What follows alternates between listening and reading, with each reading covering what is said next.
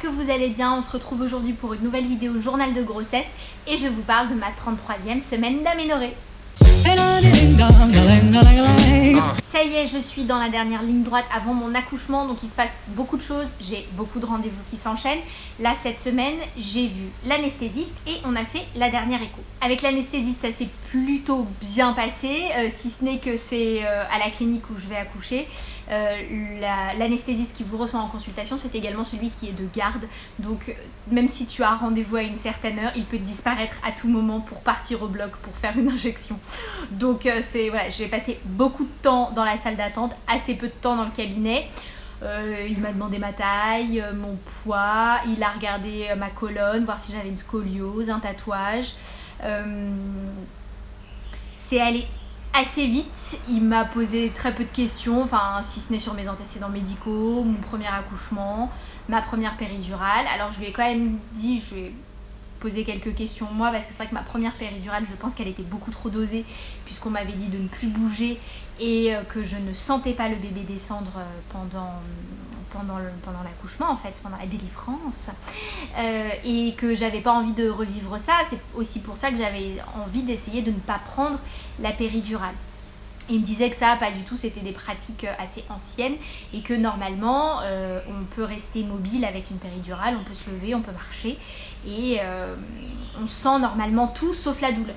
Donc à voir, je vais quand même continuer à me préparer pour accoucher sans, en essayant de faire sans, mais au moins toutes les démarches sont faites si jamais j'en ai besoin aussi. C'est aussi pour ça que c'est important quand même de voir le médecin anesthésiste. C'est si jamais on a besoin d'une césarienne d'urgence, au moins tout est fait pour qu'on puisse avoir une injection d'analgésique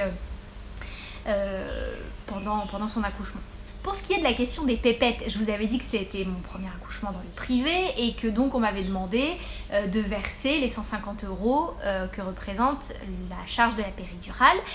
Donc la secrétaire médicale m'a expliqué qu'en fait c'était un chèque que je laissais un peu en caution et que soit le jour de mon accouchement, eh bien, je n'utilisais pas la péridurale et auquel cas on me rendait mon chèque à ma sortie, ou je l'utilisais et dans ce cas-là il était encaissé, mais en tout cas il ne sera pas encaissé tout de suite, il ne sera pas encaissé avant que j'accouche. En fait c'est un peu à la conso si vous voulez. Et aujourd'hui nous avons été à la toute dernière échographie, donc à notre dernière rencontre avec bébé in utero avant de le voir sortir. Alors aujourd'hui il a été très mignon, il n'a pas trop gigoté, il a été plutôt cool, même si la sage-femme qui faisait l'échographie trouvait qu'il bougeait beaucoup. J'étais là, vous savez, là il est très calme, vous avez de la chance. Il était tellement calme qu'à un moment on a même réussi à avoir une 3D de son visage. C'était trop mignon. Elle me dit, dis donc c'est incroyable, normalement moi je préviens toujours les parents qu'à ce terme c'est très difficile de voir la bouille du bébé et tout, là vous avez de la chance. Et effectivement on a pu voir sa petite tête, donc ça c'était cool. Comme en plus Eric était là, on était contents parce que les fois d'avant c'était absolument pas possible. Et Alma au même stade nous avait montré exclusivement ses fesses, donc c'était assez limité. Mais en tout cas c'est un bébé qui va bien, qui est en pleine forme, tout est en place et là il pèse 2,2 kg. J'ai comparé avec Alma. Alors pour elle j'avais fait l'écho, j'avais fait l'écho au même stade, et elle faisait quand même 600 grammes de moins. Tout va bien. En tout cas pour ce qui est de mon inquiétude sur la grosse tête de cet enfant, apparemment elle n'est pas si grosse que ça, elle a un diamètre tout à fait normal et tout va bien. C'est juste qu'en fait il est très engagé déjà dans le bassin et du coup il appuie un peu partout et c'est difficile de mesurer sa tête, mais en tout cas il a la patate, tout roule. Et du coup ça fait drôle parce que quand donc c'est la médecin avec qui j'ai fait mes 4 échos, donc les 3 échos normales plus l'écho de datation, elle m'a rendu mon dossier puis elle m'a dit excellent accouchement. Et ça fait bizarre parce que ça y est, on y est quoi, on y est. Donc heureusement j'ai un petit peu commencé à m'activer. Vous le voyez là, vous le voyez. Oh attention, oh oui ça y est, j'ai réussi. Dédédé, c'est mon ballon. J'ai remonté mon ballon. C'est vrai que pour ma première grossesse je l'avais sorti beaucoup plus tôt. Et en fait là je l'avais un peu zappé. Bon faut dire que je ressentais pas trop le besoin. Mais là, ça y est, on l'a regonflé depuis ce matin, donc je vais recommencer à faire mes exos, d'autant que ça y est, avec le poids du bébé, l'asiatique, ça je crois que je vous en avais déjà parlé. Les crampes, le magnésium, c'est au top, ça marche vraiment bien. En revanche, là, ces derniers jours, j'étais crevée, carpette, épuisée. Et hier, je vais à mon cours de yoga parce que j'avais eu une coupure de 2 semaines. Et il se trouve que j'étais la seule maman présente. Donc on se fait un cours en one-to-one. Et puis ma prof me regarde, elle me dit « Oula, ça va pas à toi ?» Je dis « Bah écoute, ouais, je suis super fatiguée. » Elle m'a dit « Non, non, c'est pas que ça, c'est un problème d'énergie là. Le foie, les reins, ça va pas. T'as des cernes qui sont pas normales. Ça va pas. Attends, j'arrive. » Part dans sa voiture, elle revient avec une petite trousse. Et là, elle commence à faire chauffer un petit bâtonnet de charbon.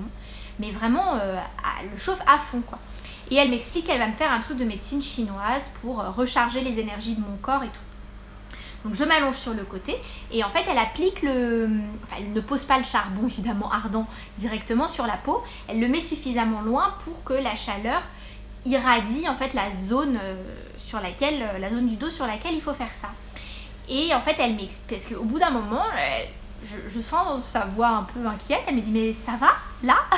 Je dis « Bah oui, pourquoi ?» Elle me dit « Bah parce que normalement, au bout d'un moment, ça devient un petit peu désagréable, quoi. C'est-à-dire que tu sens la douce chaleur au début, et puis après, c'est gênant, t'as envie que je retire la chaleur. » Je dis « Écoute, non, là, c'est agréable, mais j'ai l'impression qu'en fait, la chaleur reste en surface, quoi, qu'elle rentre pas dans la peau. » Alors elle me touche, elle me dit « Mais pourtant, ta peau est brûlante. » Elle me dit « Écoute, je pense que c'est parce que tu en as vraiment besoin, donc je continue. » Et elle a fait ça assez longtemps. Elle était là, ça va toujours. J'étais là, mon Dieu, je suis anormale. Et au bout d'un moment, je dis, ah ça y est, je commence un peu à sentir la morsure de la chaleur. Elle me dit, bon ok, bah je finis. Donc elle termine son truc. Elle me dit, donc tu vas voir, normalement, ça va te recharger le corps, ça va refaire circuler tes énergies, parce que là, en fait, le bébé te pompe toute ton énergie vitale. Ok. Et tous ces trucs-là, je suis pas réfractaire à tout ce qui est réflexologie, médecine chinoise, etc. Je suis pas du tout réfractaire, mais je suis quand même toujours un peu sceptique. Je me dis toujours, est-ce que ça marche, quoi. J'essaye, mais je dis pas non, je dis pas ah non, c'est des conneries, mais je suis pas sûre. Et après, elle me fait faire des exercices de respiration. J'avais des élancements dans les bras, dans les jambes, une espèce de truc comme ça, un peu électrique, et je lui dis, elle me fait, ah bah écoute, c'est super, dis donc, t'es hyper réactive, c'est dingue. Non, mais écoute, lève-toi, c'est que ça y est, l'énergie circule, donc on va faire des exercices. Et puis plus le temps passait, donc je fais les exercices, effectivement, je me suis sentie mieux debout, active et tout ça.